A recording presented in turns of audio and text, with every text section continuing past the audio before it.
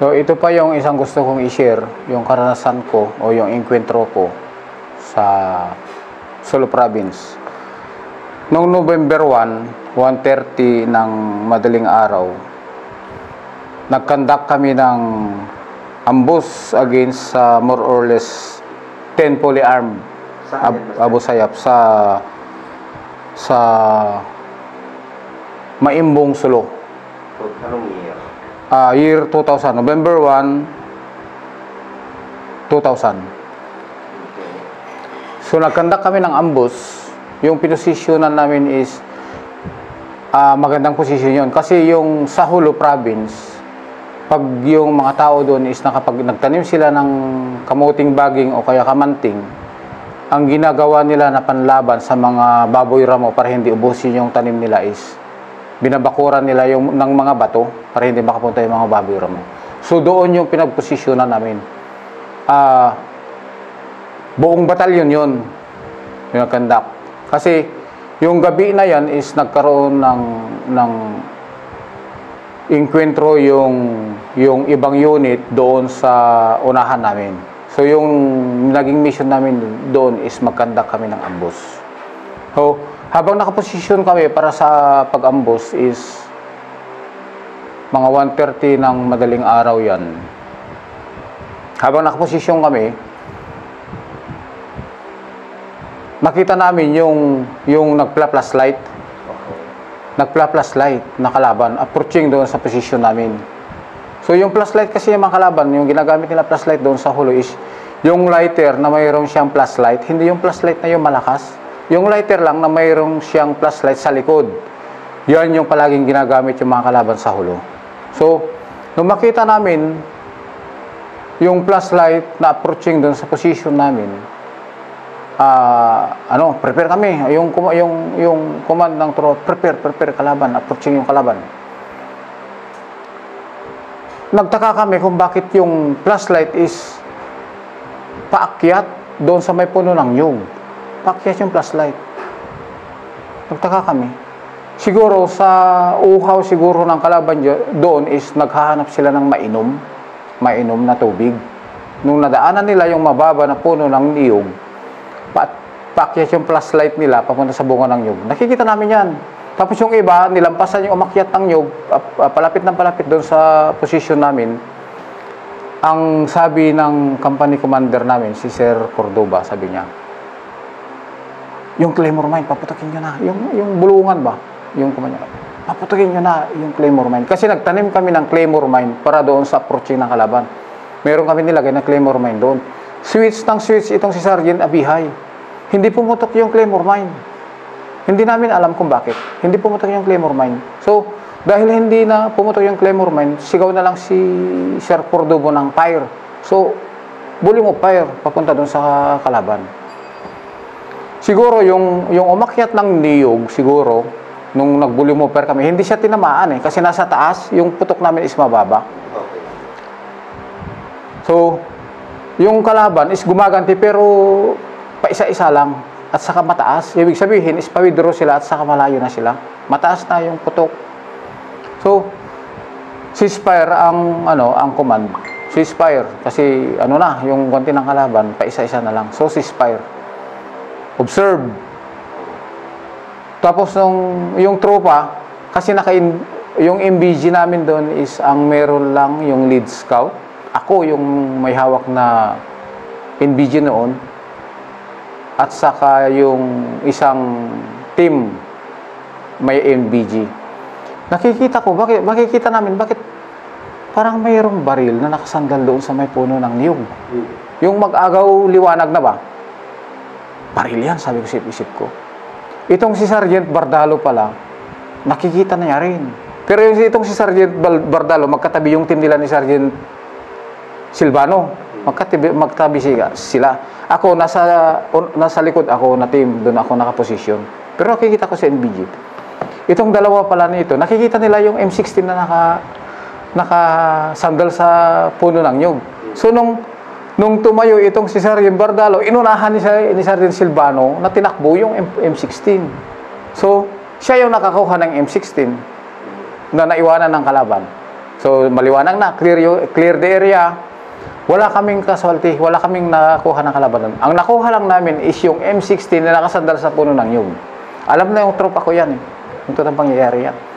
Nakasandal sa puno ng nyug, nag-agawan yung magkabats. Kasi yung briefing kasi namin sa 19 company noon, November yan, November 1 yan, di ba? Parating na yung anniversary natin sa Ranger. Oo, parating na yung anniversary natin sa Ranger yan, kasi November yan. Yung parang best company noon, pag may enkwentro kami na yan, kantsawan. Yung paramihan ng recovered accomplishment. So, nung nakuha ni Sergeant Silvano yon, sabi ni Sir Silvano, putang ina, naunahan ako. Kasi ang usapan namin sa kumpanya nun is, pag makakuha ka ng firearms, M14 or M16, yung mga garan, shotgun, hindi carry dyan.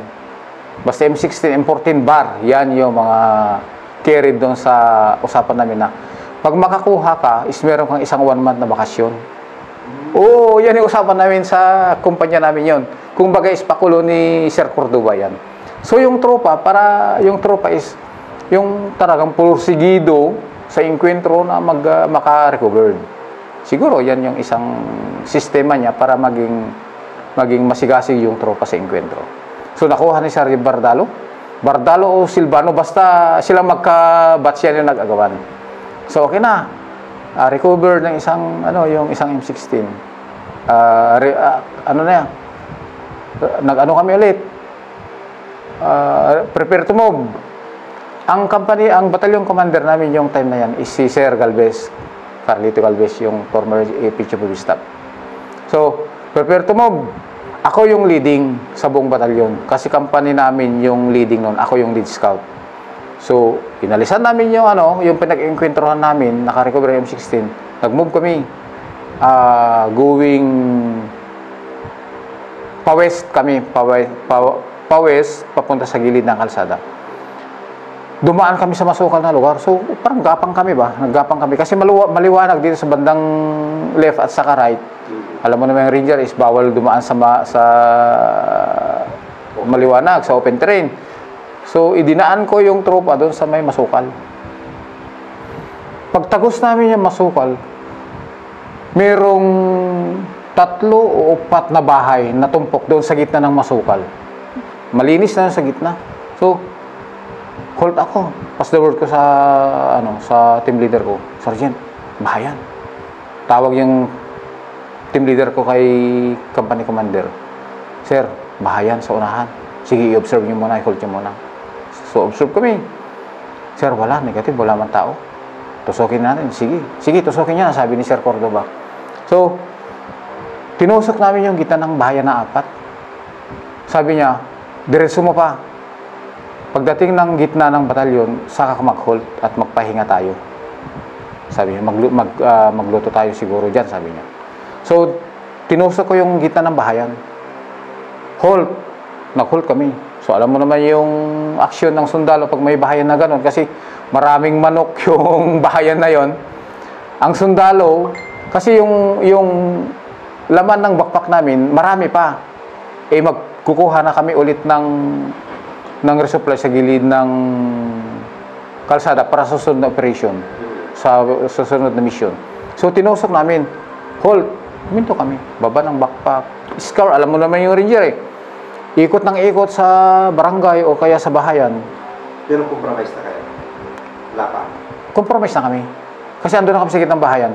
Pero ang ginawa ng kong batalyon nun, walang makakalabas na tao doon sa 4 na bahay. Hindi sila pwedeng lumabas o punta ng kalsada. So yung ginawa namin, hold kami. Nilapitan ko yung matanda. Meron kasing yung matanda, merong isang manok na nakatali, yung mga hulwano. Sabi ko, Bapa, palitan ko yung manok mo ng bigas at kasundalo. Sige, sir. Pero nakikita ko yung manok, hinawakan ko. Pang talaga, yan yung mga alaga nila. Sige, sabi mo na matanda. So, pumunta ako doon sa may bag ko para kunin ko yung bigas at saka yung sardinas ko para ipalit ko doon sa matanda. Kung baga is parang bigyan ko na rin ng matanda ng pagkain niya kasi gitna ng bukid yan eh. So, nung pagbalik ko, yung manok na yun, hawak-hawak na ng tropa, nabayaran na pala. Alam mo naman ganyan, sabi ko yung sundalo is ikot-ikot niyan, hingi o bibili ng pagkain kasi sa bundok, wala kang sardinas, gano'n na maulam eh. Makaabot ka ng barangay, bili ka ng mga pagkain na iba doon sa combat ration nyo. So, dahil sa ano ko, sayang, di ko iba yung nakakuha, sabi ko. Dumiritso ako doon sa gilid ng bakod, yung tumpok ng bahayan. Mayroong silang bakod kasi doon. Ang bakod kasi nila yan is yung Madri Cacao, na may, sabi ko kanina, yung mga bato na na-file para hindi makapasok yung mga baboy ramo sa mga pananim nila. So, umihi ako doon. May bunga ng may bayabas doon na napakaraming bunga. Inabot ko, kaya kumakain ako na habang umiihi ako. Pagtingin ko, di ba yung action ng isang tao, isang lalaki, pag umiihi ka, titignan mo yung pinapatakan ng ihi mo. Pag ganyan ko, uy, magandang pagkasalansan ng dahon ng niyog ito ah. Yung, di ba palapa yan, yung dahon tinanggal, tapos isinalansan. Uy, ano kaya ito? Bakit ang gandang pagkasalansan? Yung paa ko, iginanyan ko, tapos tinaas yung paa ko. Mabigat. Hindi kaya ng paa, yung paa ko na iangat. So, ang ginawa ko, tingin ako sa paligid ko, walang nakalapit sa akin. Pero nakikita nila ako, ang layo ko siguro is mga 30 meters sa main group. Ngayon, iginanyan ko, mabigat. So, lumuhod ako, kinuha ko yung kutsilyo ko dito, pag ganyan ko ng kamay ko, mahaba, na ang ganda ng pagkatali. Ang ganda ng pagkatali. Yung plastic ba, na maganda yung tinalian siya. Sabi ko, ano kaya ito? Baril yata ito, sabi ko sa sarili ko. Baril yata ito, sabi ko. Kuha ko yung kutsilyo ko dito sa dibdib ko, kasi yung bandoler natin, di ba may nakasabit-sabit na kutsilyo dyan? Buksan ko, M14. Napakagandang M14. Ang linis. Bago, yung oily pa, bagong linis. Sa tuwa ko, sabi ko, taas ko na, Sir, may baril ako. Isigaw ko ba? Sir, may baril ako. Putang yung tropa. Lapit siya, takbuhan sila sa akin. Yung action ko, tumakbo ako, umalis ako dun sa tropa kasi halughog na rin sila sa paligid. Ganyan kasi yung mga sundalo sa pagdating sa hulo, mag-scour ka sa paligid kasi yung mga kalaban dyan, pagkatapos ng enkwentro, itatago nila yung baril nila. So, yung pagsabi ko, Sir, may baril ako. Uy, may mga nakuha na may recover si Kupong na baril. Punta yung tropa doon. Tumakbo ako. Umikot ako doon sa may bahay. Yung medyo na-separate na bahay sa gilid ng bakod. Umikot ako ng ganun. May humila sa akin. Ipinasok niya ako sa loob ng bahay niya. Siguro, nung papasok yung tropa, yung kalaban doon, nakita na niya kami. Pero hindi siya lumaban kasi wala na siyang baril. So, nung umikot ako doon sa bahay, hinila ako ng kalaban. Inaagaw niya yung M16 ko. Yung M16, di ba hawak ako, ginanyan ko yung baril. Yung M16 ko, naka-sling dito sa harap ko. At saka dito yung kutsilyo ko sa may bandoler. Hinila ako ng kalaban. Hinila ako sa loob ng bahay niya. Pinipilit niyang agawin yung M16 ko na yun ibaril niya sa akin. Ang ginawa ko, isang kamay ko, ginanyang ko yung M16.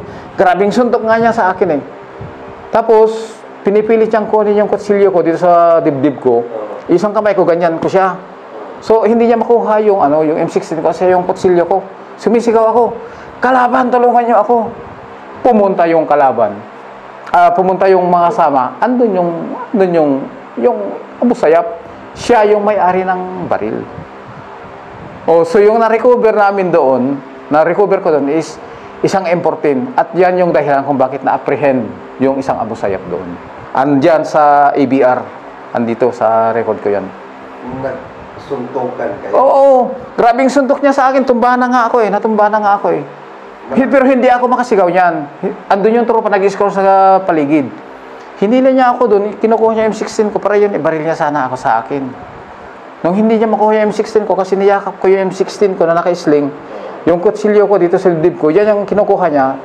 So, yung isang kamay ko, ganyan ko rin yung M16, hindi niya makuha. So, suntok, siko, tumba kami. Sumigaw, doon na ako sumigaw. Kalaban, tulungan niyo ako. Pumunta yung tropa, wala. Kinuha na yung tropa, yung kalaban. Yan yung isang experience ko na hindi makalimutan. Yung dahilan kung bakit ako na-promote ng staff sergeant. dahil sa M14 na yan. So, kaka-promote mo lang ng sarili mo? Hindi pa lumalabas yung sarhento ko yun. Yan yung yan yung dalawang special promotion ko. May special promotion dun sa Puno Muhaji noon, yan yung duty sergeant ko. April 30 yung accomplishment na yan. April, May, June, July, August, September, October. Dineploy kami ulit ng Holo. Yung pagkakuha na M14 is November 1. So, 7 months. Naka-accomplish naman ako ulit. 2,000 yan. So, tuloy yung kwento mo na mamaya yung mga awards at saka yung promotion ko na order. So, accomplish yung nakakuha ko ng M14 at saka yan yung dahilan kung bakit na-apprehend yung isang na-captured o nakuha yung isang kalaban doon. Andyan mismo sa ABR. Hindi ko ipakita yan.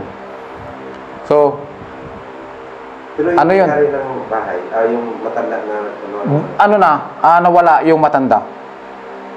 Di ko na alam kung bakit nawala yung matanda dahil baka kukunin din natakot na siya nung may baril kami nakuha doon saka yung isang kabusep. Nawala yung matanda doon sa area. Hindi na rin napukusan ng tropa yan dahil nga yung nakakuha ako na M14. Kasi yung tropa noon, scour na sila sa paligid kasi expected na noon na maraming baril pa na nakatago doon. Gusto na rin makarecover. Gusto na rin makarecover. So, yun? Tuloy kami, diretso kami ng Mount Budpurut. Budpurut ata yan. Masaya ka na kasi nalipit ka na. Nung pumunta yung resupply namin yan, yung nakuha ni Sergeant Silvano, Sergeant Bardalo na M16 at sa M14 ko, padala na namin sa CP. Para wala na sagabal sa sunod na mission.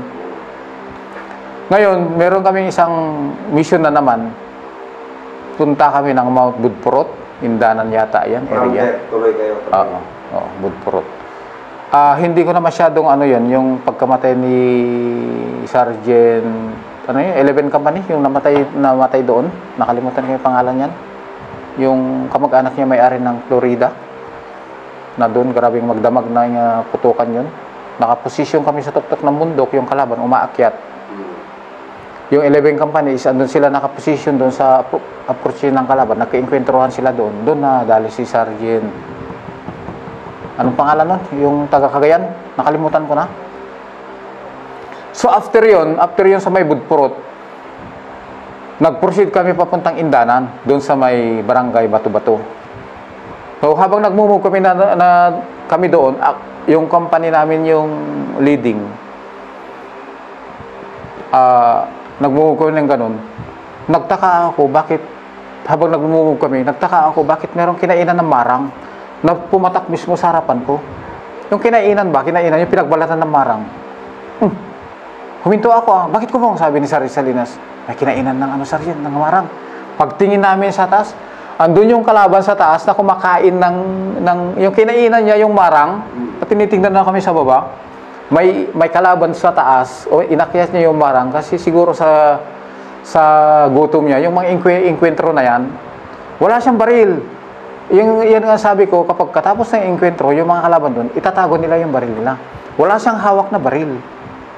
Nung sabi ko, kami tatlo kami, Sergeant Salinas, Sergeant Galamay, baba, tutok ba? Pagbaba, kalsada, tumba namin. May backpack siya, kap-kap. Pera ang nandun. Kasi yung time na yan, time ni Commander Robot yun, yan yung ransom, yung kidnap po ransom, si Jeffrey Sealing, ipapatubos nila yan. Yung mga kinikidnap nila yan, yung si Pastor Almeida, yung time na yan, yung kinidnap. Yung religion nila yan. Hindi ko na maalala. Basta yung si Pastor Almeida, ang sabi daw niya, pupunta ko ng solo at i-pray over ko itong si Commander Robot para hindi lumala yung nangyayari sa hulo. Yun yung akala niya sa pray-over, kinidnap siya. Dala-dala ng kalaban siya. Kumbaga, isa na rin siyang kidnap victim siya. So, ituloy ko yung kwento. After doon sa may Budpurut, yung nakuha niya na-apprehend niya na naman yun. Yung may dalang pera. yung dalang pera. Pera, 25,000 ata. Yan, kung di ako nagkakamali, 27,000. Yan yung, tingnan mo yung, yung thinking ng tropa. kung ano sana yan, hindi na namin sabihin yan, i-report yan, kasi pera yan eh. Pero alam mo yung attitude ng ranger ba, ayaw niya yung, kumbaga is mag-recover pagdating sa mga ganun. Ni-report namin sa company, sir, may nakuha kami ng pera, yung nakuha namin, sabi sa Rizalinas, sa batalyon. Surrender yung pera, 27,000 ata yan. Yan yung mga ano ba, yung mga pinagparti-partihan nila. Parang yan yata yung ransom ng nila Gracia Burnham yan, yung time na yan. Yung mga ransom nila. So, nakuha yung kalaban na naman doon, turnover sa intelligence. Dala yung intelligence, di na namin kung ano, basta na-turnover sa intelligence. Tuloy yung lakad, papunta kami ng Barangay Bato-Bato, Indanan, Sulu. Approaching kami doon sa may bahayan. Ako yung leading eh. Team namin nila sa Rizalinas, sa Regalamay, Gracia, Rante, Inti, Maragon, yan, si Maragon. Approach niya kami sa bahayan. Nagtaka kami bakit mayroong isang ano, pero nakikita na kami ng tao kasi nag-by road na kami. Kasi barangay na yan eh, wala bang ibang madaanan kasi dagat tapos bundok ng tumatangis. Nagtaka kami bakit mayroong isang matandang babae na tumakbo galing sa loob ng bahay niya. May dala-dala siyang malaking magasin. Magasin ng baril. May dala-dala siya. Takbo siya pumunta sa creek line. Mabilis din kami nag-forward Bapa, kasi yung ano, bapa ang tawag eh. Ina, ano yan? Mga ganun ba? Wala, hindi niya kami pinansin. Parang takot siya. Yung dala-dala niya na magasin, tinapon niya doon sa masukal sa creek line. Pero nakikita namin na magasin ng, malaking magasin ba? Hindi naman magasin ng M16 o hindi naman magasin ng M14. So, kinuha ng tropa namin yung tinapon na magasin. Malaking bala, malaking magasin. Sabi ng iba, yung mga matatanda, magasin ng bar. Yung bar na baril. Kasi tayo, hindi naman tinakahawak ng bar eh. Hindi naman M14, bar yan, sabi ng mga matatanda. So, interrogate namin yung matanda, yung mga tao doon sa bahayan. Ayaw umamin ng matandang babae. Nakaisip kami ni Maragon at sa Sergeant Gracia ng isang pakulo. Kasi lampas tanghali na yata yun kung hindi ka nagkamali. Hindi siya umaamin eh. Parang siya pang matapang na isusumbong kayo sa brigade, sabi niya. So, ang ginawa namin ni Sergeant Gracia at saka si Maragon, si Uriel, nakaisip ako kaagad eh. Kasi hindi talaga umaamin yung matandang babae. Ang sabi ko kay Maragon at saka si Gracia, ganitong gawin natin. Parang gusto ko siyang patayin. Yung patayin ko yung matanda, pero aawatin niyo ako. Gumawa kami ng drama ba? Aawatin niyo ako, pero hindi ko talaga papatayin. Drama lang ito, sabi ko sa kanila. Yung aawatin, parang babarilin ko siya para matakot. Aawatin niyo ako. Tapos yung isa, papaliwanagan niya ako, no? Huwag mong patayin, no? Huwag kang gagawa ng isang problema. Parang ganun. So yun ang ginawa namin. Ang ginawa ko, sa harapan ng matanda.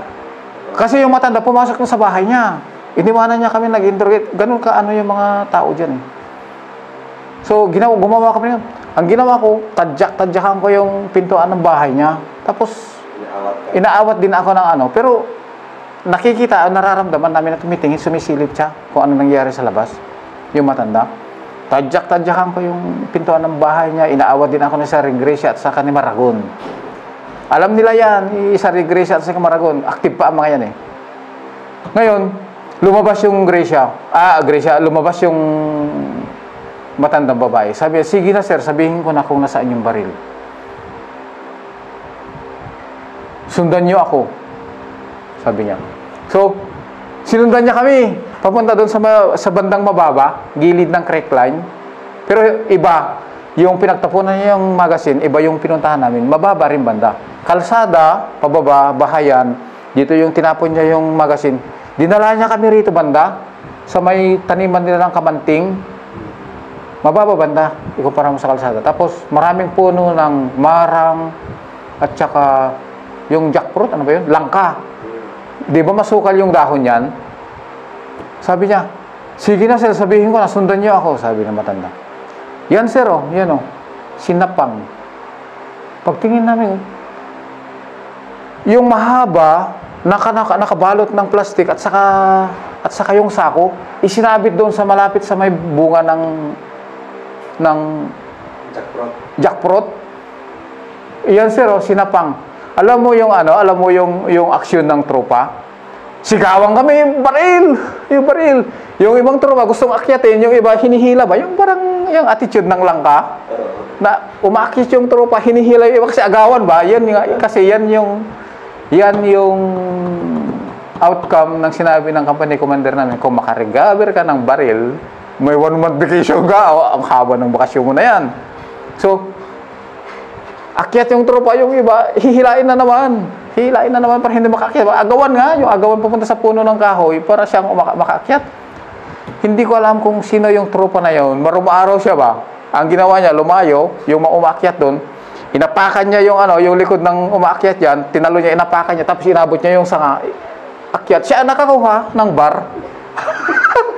Siya ang nakakuha ng bar. Bar mismo yan, ha? Bar yan, laking bar yan. Ano ba yung meaning ng bar? Andito, nakatik na lahat dito eh. So, nakarecover na naman kami ng bar, di ba? So, ang nakakuha talaga, hindi kayo yung yung nagdrama-drama? Hindi na ako. Hindi na kami nakakuha. Hindi ko na matandaan kung sino nakakuha ng bar. Basta sa kumpanya namin. Dinalon talaga. Dahil sa tinalon niya, inapakan yung tropa at sabay lundag, nakaawak ka siya ng sanga, yun na yun nakakuha. Yun siya nakakuha dun sa bar. Scour ng tropa. Scour. Suning sa paligid. Nakarecover na naman ng tropa ng bandolier ng M16. Maganda namin pagkatago yung bandolier ng M16 kasi yan kasi yung ng kalaban. Pagkatapos ng enkwentro, itatago talaga nila yung baril nila. Suning, nakarecover ng tropa ng magazine ng M16. Kuha na naman yung matanda. Sige na sir, sabihin ko yung baril. Tinuro na naman yun sa mga sundan niyo ako. Puno ng marang M16 na naman. Nakabalot. Ganon pa rin yung aksyon ng tropa na mag-agawan sila na umakyat doon para makuha lang yung baril ba. So, dalawa na naman recover ng kumpanya namin. Yung bar at saka yung M16. Ay, samantala yung ibang kumpanya, wala pa silang recover yung operation na yan. Grabing kantsaw nila. Automatic na yun. Yung company, yung 19 company, siya lang, yung best company yan. Year 2000 yan, ha? Pero nung lumabas yung Panther Gazette, ang nakalagay doon is 19 Scout Ranger Company, 19 Dimalupig Scout Ranger Company, dinurog ng Basilan dinurog ng Abu Sayyaf sa Basilan. Matandaan nyo ba yan? Andun sa part ng Panther Gazette yan. Dinurog ng Abu Sayyaf sa Basilan. Year 2000. Oo. Nabaliktad. Hindi nga. Dahil nga sa dami ng casualty ng yung 19 company doon sa Basilan before kami pumunta ng Holo. Yan ang sinasabi, nakabawi na kami. Parang ganun ba? Dahil sa mga recover. Oo. So, dalawa ng recover namin. Kantsawan yung company commander namin. Si Sir Cordoba, si Sir Christie, si Mabala 66. Grabing kantsawan nila. Kasi nagkukumpit sila ba? Sa kung sino yung pinakamarami na ma-recover, yan yung yung may chance ang mag-best company. Sa year 2000 yan. Tandang-tanda ko yung mga ganun na pangyayari. Kasi, alam mo yung panahon na yan, ilang buwan kaming paikot-ikot ng Holo. Walang babaan yan. Kung bababa man kami sa gilid ng kalsada, anong batalyon commander namin, si Sir Galvez. 8 months yata yan, dire-diretso. Hindi kami pumunta ng bayan, sa Busbos. Kung meron man kaming mag-resupply man, sigilid lang ng daan. Pakatay ng bili ng batalyon ng baka, yan yung, kumbaga i-repress lang namin yung tropa ba. Meron na namang order sa taas, move na naman batalyon. Pag magkuha kami ng resupply, gilid lang, ganyan, hindi kami nakakapunta ng bayan. 8 months kung di ako nagkamali niyan. Tuloy-tuloy yan, walang babaan puntang bayan. Yung panahon ni Commander Robot yun, yung nakapture nila si Jeffrey Shilling. That is 2000. Abot kami ng 2001 ata yan.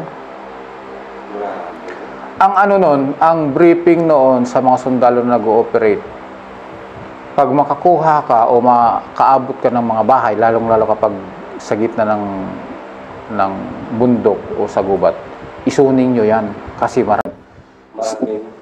maraming baril na nakatago doon sa paligid. Saan ba yung lugar na yan? Nung galing kami ng Mount Bagsak yata, sa Tipon, may TCP kami dito sa banda ng Danag. Anong barangay yan? Nakalimutan ko na. Nung mag-resupply kami doon, nag-standby kami ng isang gabi at sa isang araw yun. Sinuning namin yung bahayan. Ang daming baril na nakuha sa barangay.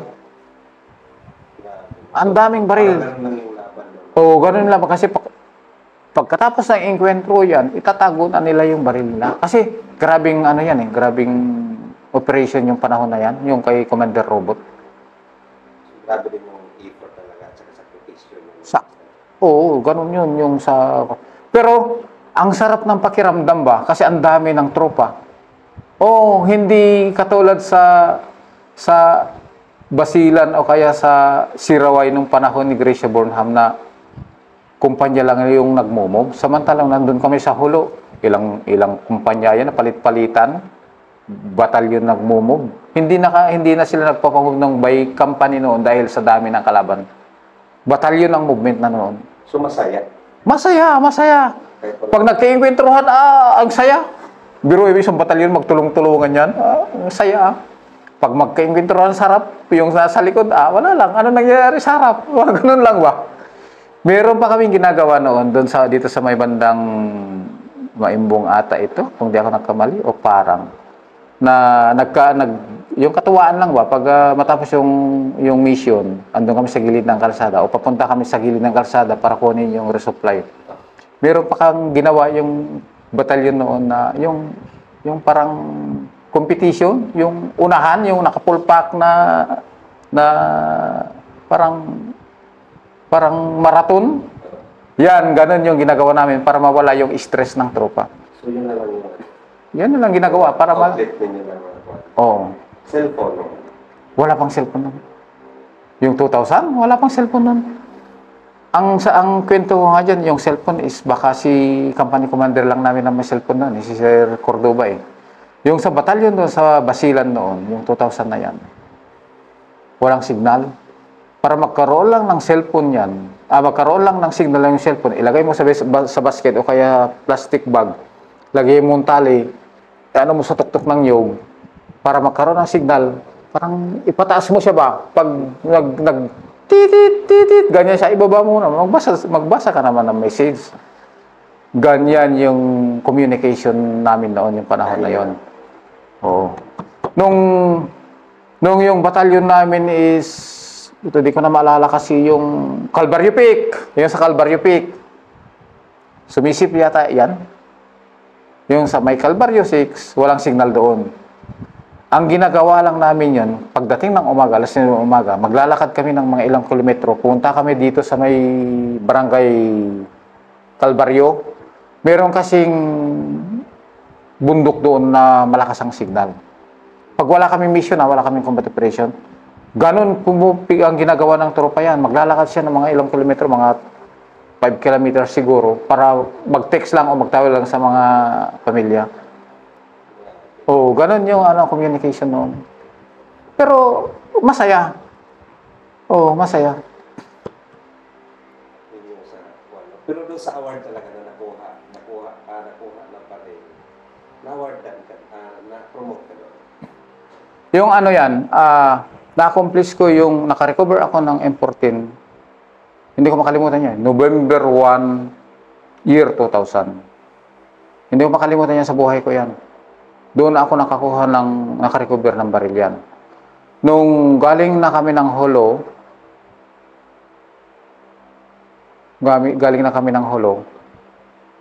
papuntang Cebu, doon na lumabas yung order ko. Yung order ko ng staff duty sergeant. Ang order doon, yung effectivity niya is June 20, yung effectivity niya. Year 2000, 2001. Pagdating ng August, meron na naman lumabas na order ko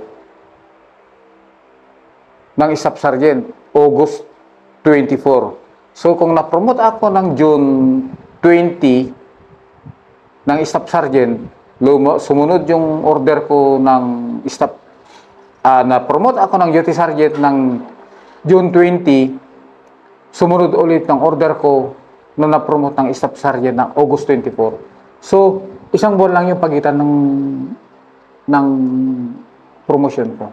Puro meritorious. Kaya nga yun sinasabi ko palagi, kung sa kwentuhan o kaya tikal-tikal ba, tikalan sa tropa, 5 years ko pa lang sa serbisyo, staff sergeant na ako. Oh, yan yung pinagmamayabang ko minsan. Pero sabi ko rin sa sarili, hindi ko naman pinagmamayabang yan. Kasi hindi ko makuha yung accomplishment na yan o kaya yung promotion na yan kung hindi dahil sa tropa. Kasi hindi rin ako makapunta sa objective o kaya sa mission na ako lang. Kung baga is, malaki o napakalaking ambag ng tropa sa mga promosyon na yan. At hindi mo pwedeng ipagmayabang yan. Yun yung palaging lumalabas sa bunga ko, ang serbisyo is swerte-swerte lang.